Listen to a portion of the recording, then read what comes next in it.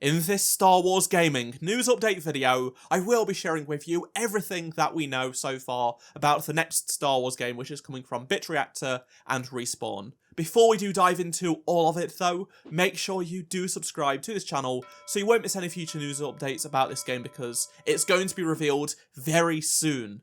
So, we are just a couple of weeks away from Star Wars Celebration Japan 2025, where this Star Wars game will be getting its full reveal. I've been covering this game since it was announced back in early 2022, and not a lot of people have been covering it, nor have actually shared a lot of the information that is actually out there. I have made videos on most of this stuff, but those are several videos, and they're also back from 2022, 2023.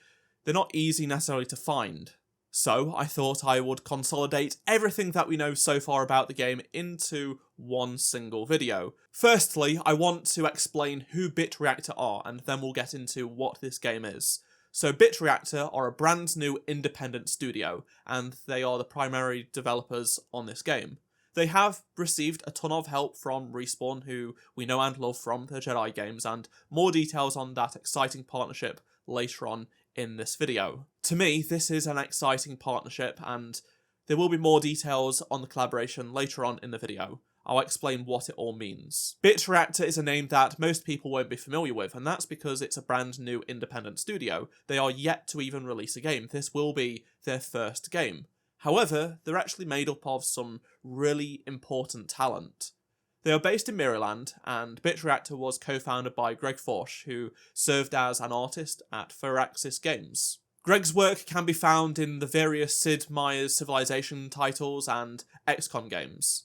He also became the art director on XCOM 2 and Marvel Midnight Suns. He left the studio to form his own company, and that is Bit Reactor. It came out of stealth mode on January 19th, 2022, and he has been the CEO since then. Here is a quote from the studio's announcement when it was revealed. Bit Reactor's central vision is to define the future of turn-based tactics games by weaving in high-end production values, riveting storytelling, and innovative design for a best-in-class gameplay experience for gamers worldwide. Then just a few days later, EA actually announced 3 new Star Wars games. The second Jedi game, which ended up being Jedi Survivor, Respawn's cancelled Mandalorian first-person shooter, as well as Bit Reactor's first title. They confirmed Respawn would be collaborating with Bit Reactor for this game. So this game has been in development over 3 years now, and we've known since day one that it would be a turn-based strategy game. Very similar to what we see in the XCOM games, which, of course, a bunch of the starting developers at this company worked on.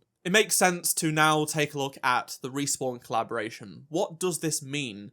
Why are Respawn working on this game when they are working on their other games? Well, they're actually publishing this game, believe it or not, and they are providing various supports, not just in the publishing, but also the development, and their Star Wars game-making knowledge. I mean, after all, they have developed 2 Star Wars games, Jedi Fallen Order and Jedi Survivor, plus worked on that Mandalorian first-person shooter. According to Greg, the CEO and creative director on the game, Respawn treated Bit Reactor like an internal team at Respawn themselves, even though Bit Reactor is completely independent.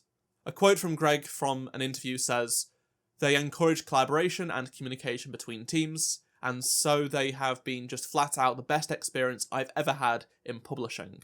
Bit Reactor is based out of Hunter Valley, Maryland, and can also take on remote workers, whereas Respawn is largely based in LA and has remote workers as well. Whilst a third of Bit Reactor's development team, around 15 people, are made up of ex-Firaxis developers, they do actually have a bunch of variety in there. So you have people that have worked on games like Halo Infinite, but also people that are from the film industry who were artists on Spider-Man Across the Spider-Verse.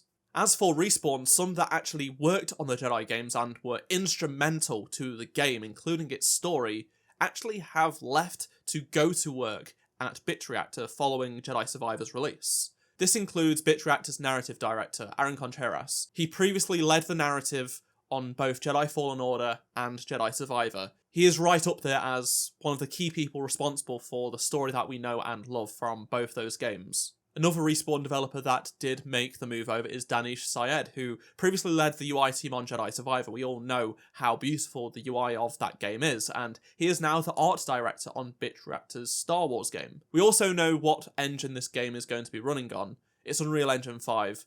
The reason being, several job listings did basically say they wanted Unreal Engine 5 experience, so it's safe to assume this game is going to be running on Unreal Engine 5. What I like about this project is how Respawn, who have a very great track record of helping support this game and publishing it, but also that Bit Reactor are a brand new independent studio. This is something that we haven't seen in a very long time. It's a nice and exciting change. Essentially, every Star Wars game for well over a decade now has been made by a studio under a very large publisher, whether that be EA or Ubisoft. Bit Reactor aren't beholden to the likes of EA. They are an independent studio. They can make their own decisions. Greg said that Respawn trust them to make the kind of game they know how to make. Bit Reactor also have huge ambitions for this game.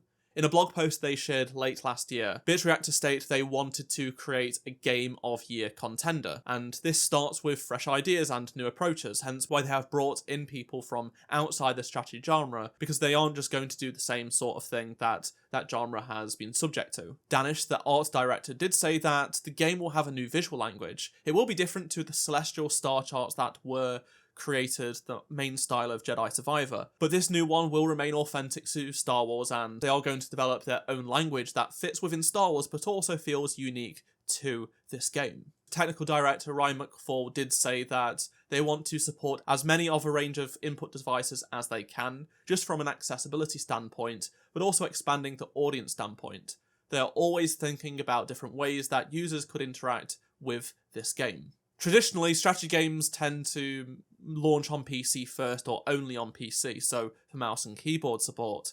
In terms of platforms this will be on, we actually did get a leak, and this comes from a Twitter user called Bograd, and they basically said that the game would be revealed during Star Wars Celebration this year, and it would be coming to Steam, Xbox, PlayStation, and the Epic Game Store. However, the lineup is to be decided. The Star Wars Celebration bit was confirmed, so I'd imagine the rest of this leak is also true. I now want to clear up a common misconception around this game. Many people keep calling this game an RTS game and saying it could be Empire at War 2 or something very much similar to Empire at War. That is not going to be the case. Whilst this is going to be a strategy game, it's going to be a turn-based strategy game, as I mentioned before, in the same vein as XCOM. In XCOM, you have a certain amount of turns to complete an objective. You have to pick and choose what you want to do, how you move your units, when to attack, who to attack, how to navigate a level in just a few actions and then complete objectives. XCOM maps are covered in a fog of war, meaning you have to move out and seek enemies. You control a group of troops and go through a single-player campaign and do various levels. And Star Wars mods have been extremely popular with the XCOM community. There has been total conversion packs for several years now for the more recent XCOM games, and they've been very, very popular. It has always seemed like Star Wars just lends itself very well to this type of game, and this could be a match in heaven, I think. Obviously, some people would much prefer an Empire at War 2, and that's fine, but don't worry, there is a Total War Star Wars game in development, it's just not been announced yet. It's in early development at this moment in time, and hopefully we'll hear something in the future. And hopefully it doesn't get cancelled like a lot of Star Wars games. So after over 3 years of development, the game is finally going to be revealed. It was announced, of course, all the way back in January 2022, and Bit Reactor has been staffing up, Respawn has been assisting, and we are now almost at the end of this journey because it is going to be revealed on Saturday, the 19th of April at Star Wars Celebration Japan 2025. It was confirmed by Lucasfilm Games in March that there will be a panel called Bit Reactor Developer Panel featuring Respawn Entertainment and Lucasfilm Games at 4:30 in the afternoon, and it lasts for an hour, very similar to what we saw with Jedi Fallen Order and Battlefront 2 back in the day at previous Star Wars celebrations. The panel will feature Greg and Aaron from Bit Reactor, which is very cool to see, plus Respawn's Jim Vasella, who actually is known for his work on the Command & Conquer games, which are also a real-time strategy game that EA produced for several years. Now for a commonly asked question, and this is, when will this Star Wars game release? Well, we don't actually know at this moment in time. It would be great for it to release this year because there is no Star Wars game releasing this year. However, I could potentially see it coming out early next year, potentially in spring when the Mandalorian Grogu film comes out. If GTA 6 does release at the end of this year, like it's scheduled to do so, then I think moving it into spring makes a lot more sense. Almost every game is moving from GTA, so just bear that in mind. Another commonly asked question is, what era will this game be set in? Is it going to be the Clone Wars? Is it going to be the original trilogy era once again? Or is it going to be the sequel trilogy? Or, my personal preference, give us all the eras. Well, there were some leaks coming from an artist who worked on the game. Now, these are mock-ups, largely. There is some gameplay screenshots, but a lot of it is conceptual. I can't show these images due to copyright reasons, however, you can find them in the link down below, and basically they actually show something very interesting. So we get screenshots of Bo-Katan as the character that you control in one of these moves, and she also has a droid that's Lola, just green, from the Obi-Wan Kenobi show. There is also Paz Vizsla spotted and R2 units that you're able to control. We see Bo-Katan with her Night Owls, and Bo-Katan is taking on Phase 2 Clone Troopers. So we have Clone Troopers, and we have Bo-Katan and her Mandalorians from the Mandalorian show and, of course, the Clone Wars and such. So this could be a potential mix-up of eras, which is very interesting. Or this is all just placeholder stuff, which can make sense. But what that does show is that maybe we will have the prequel era and, of course, the Mandalorian sort of era. We do see a Jedi with a green lightsaber taking... We also see a Jedi, a completely new one it seems like, taking on a Phase 2 clone trooper with an electro staff. So we have the Mandalorians and the Jedi taking on clone troopers. That doesn't make any sense in canon, obviously. At least based on what we know so far. The objective in this screenshot is to rescue prisoners within 10 turns, and Bo has the ability to shoot, or I think use her rangefinder or throw thermal detonators.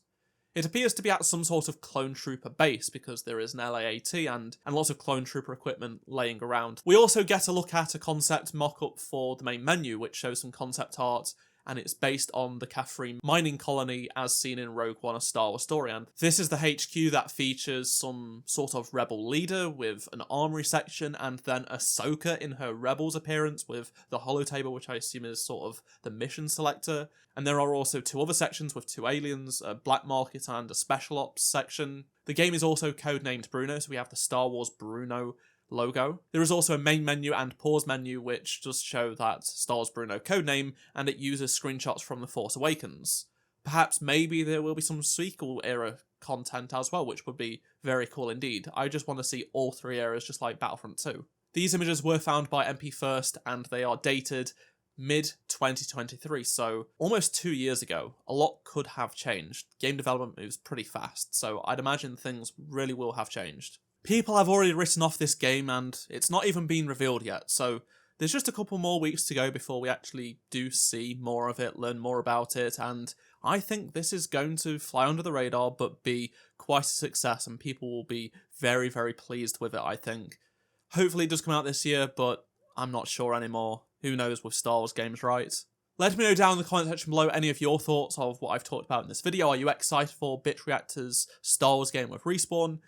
Are you going to be at Celebration and checking out the panel yourself? Let me know down in the comments. If you enjoyed this video, please do drop a like, subscribe so you don't miss any future Star Wars gaming news updates, including ones on this game from Bit Reactor. If you did miss any of my previous videos on this game, be sure to click on the playlist on screen right now, and I shall see you in my next video. Goodbye.